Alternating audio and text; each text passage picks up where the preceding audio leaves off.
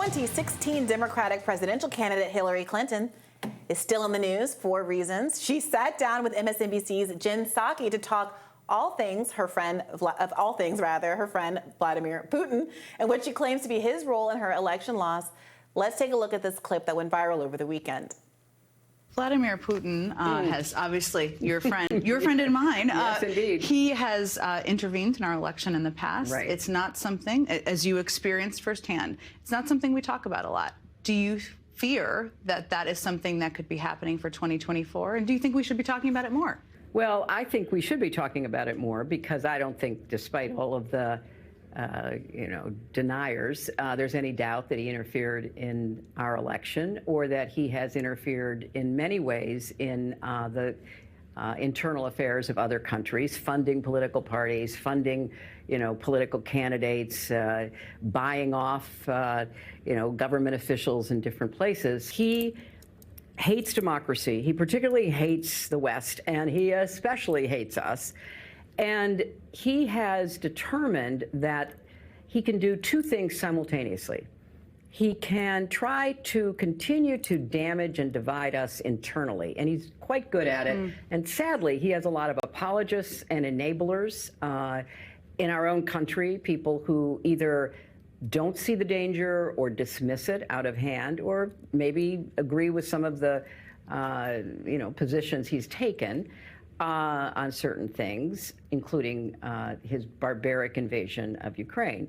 And so dividing us and then trying to seize territory in such a brutal way to try to expand his reach, to try to restore the Russian Empire, if not the former Soviet Union, that is who he is. Hillary seems to know more about Putin than the rest of us. Will the supposed Russian interference happen again? Well, here's what Clinton had to say. I fear that, the Russians have proved themselves to be quite adept at interfering, and if he has a chance, he'll do it again. Joining us now to weigh in is organizer, writer, and contributor to Fairness and Accuracy in Reporting, Bryce Greene. Bryce, welcome to the program. Thanks for having me on, guys. Bryce, let's start with this statement that I think triggered a lot of people, this idea that we don't talk about Russian interference very often. Does that ring true to you coming from Jen Psaki? Well, it triggers me. I mean, one of the main things that was a talking point in the wake of the 2016 election was just how much Russia interfered with the election. And they devised a clever little turn of phrase. They called hacking the election, which didn't really say much, but it left things up to the imagination. It allowed the anti-Russian sentiment that runs deep in America, especially since the Cold War, and has been ramped up since then. It allowed that anti-Russian sentiment to take hold of the imagination. So people assume that, oh, well, maybe Vladimir Putin hacked into the actual machines and changed the vote totals. Or maybe it was those, little crappy memes that changed the way the election ran. But any honest, close look at what actually happened in 2016 shows that, well, Hillary Clinton's own campaign strategy and her unlikability was the primary factor in her defeat. And to the extent that Russia had anything to do with our election, it was extremely minor. I think the last report showed that the amount of money that was spent on ads on behalf of this IRA, the Internet Research Agency, was something like $2,500. Now, this is an election in which billions and billions of dollars were spent. And people are saying that this $2,500 was, the deciding factor in the election. And since then, we've seen more and more of the hysteria turn out to be false.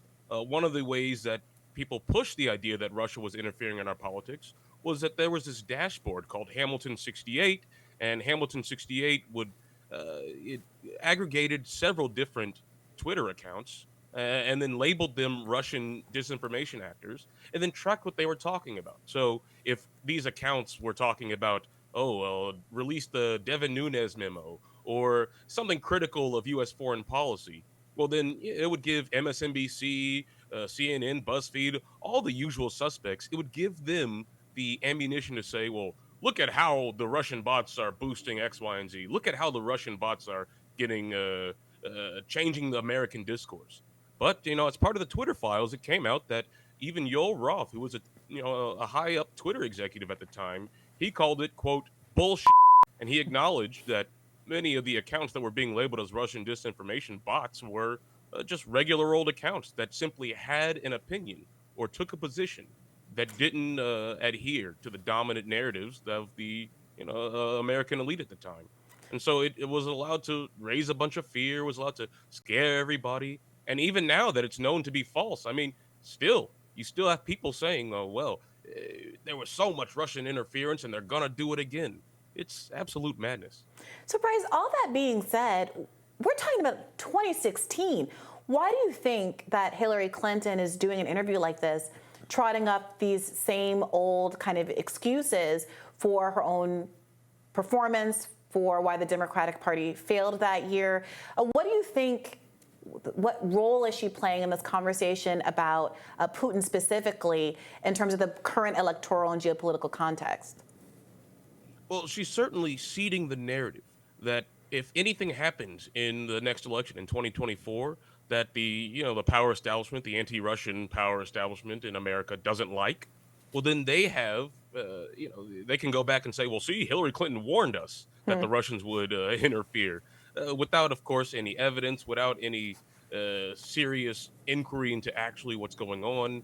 It allows the Democratic Party to, instead of looking inward at their own failures, at their own inaction on key issues that voters care about, it allows them to throw that aside and blame an external actor.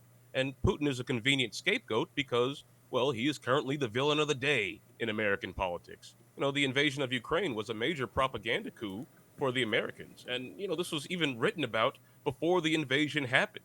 It was talked about how the U.S. should refuse to negotiate on Ukraine because either Russia wouldn't invade and then they would look bad, or Russia would invade and then they would look bad. And that would allow the United States to strengthen a pro-NATO consensus across both Europe and in the United States. And talking about this election interference narrative is extremely potent for a lot of people. There was a poll, a Rasmussen poll just last year, talking about how still 47% of voters believed that Russia likely changed the results of the 2016 election. That's pretty astounding. I mean, half the country believes that a foreign actor changed the results of the election. And of course, it can be used to, like I said earlier, seed the narrative and allow the Democratic Party to avoid any soul searching.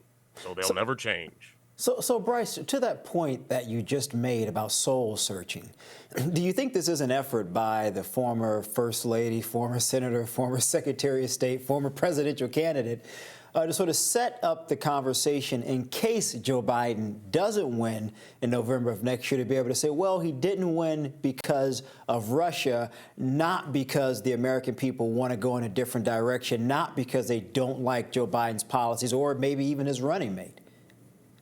Right. I think you're exactly right. And, it's funny you should mention that it's not just Russia that they're doing this with.